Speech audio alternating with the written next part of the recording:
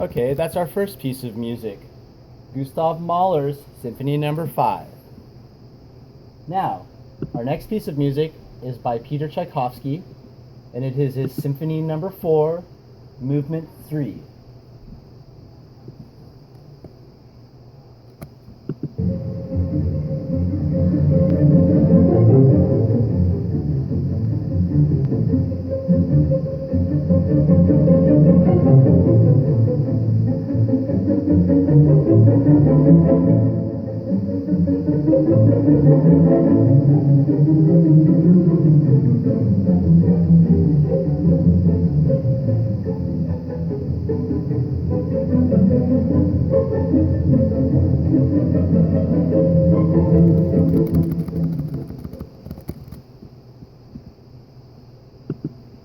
Our next piece of music is Felix Mendelssohn's Italian Symphony.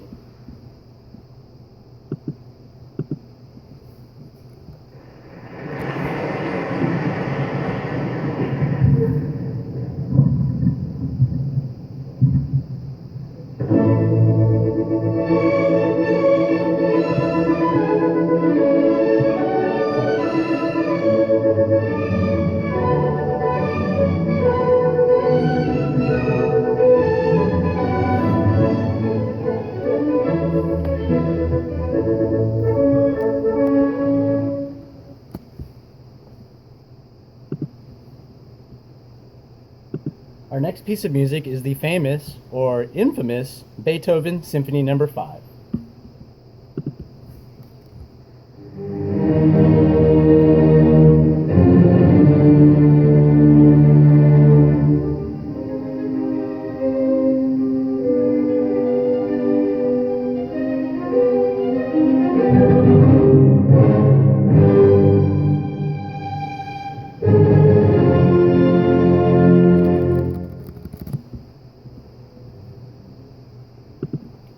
And our last piece is Johann Sebastian Bach, Brandenburg Concerto No. 5.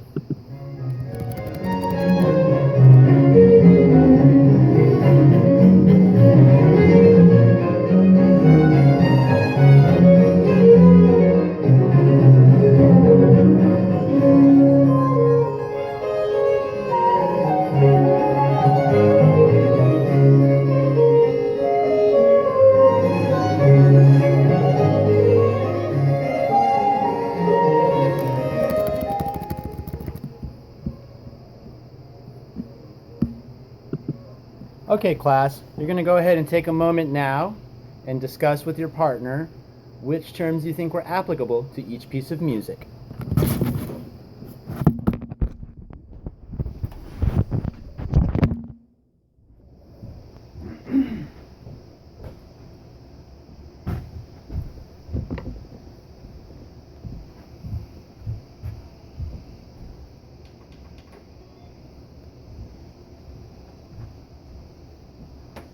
Okay, class, as you may have noticed, some of these terms are quite subjective, and in fact, some of these pieces showed elements of different terms, opposite terms. For instance, the Beethoven Symphony No. 5 starts out at the forte dynamic, and it ends at the piano dynamic. What I'm asking for you to do is to just pick one that you think has the overall most applicable to that particular piece. So, now I'm speaking with an imaginary class here, but what I imagine that I will see is that the Gustav Mahler, pretty much undoubtedly, it's piano. I'm going to take a tally and see exactly how many people think it's piano, how many people think it's forte. It is lento for certain, it's quite slow. And it is legato. The notes are quite connected. So I will take a tally for that. The Tchaikovsky, it's the scherzo from the Symphony No. 3. It is certainly quiet, piano.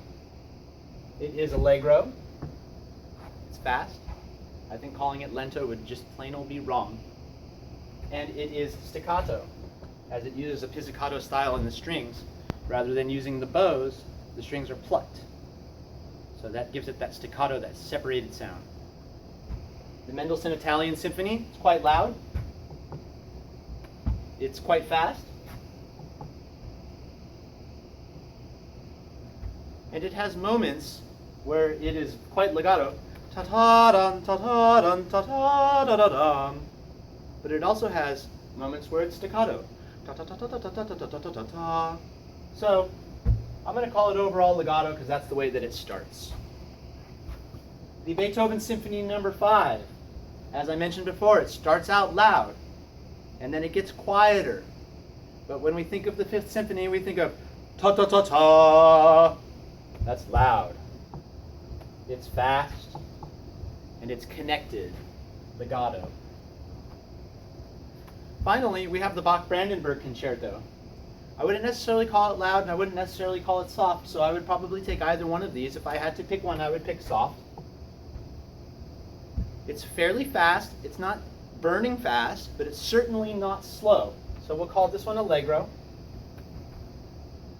And the style of play is quite separated, so we're going to call this one staccato.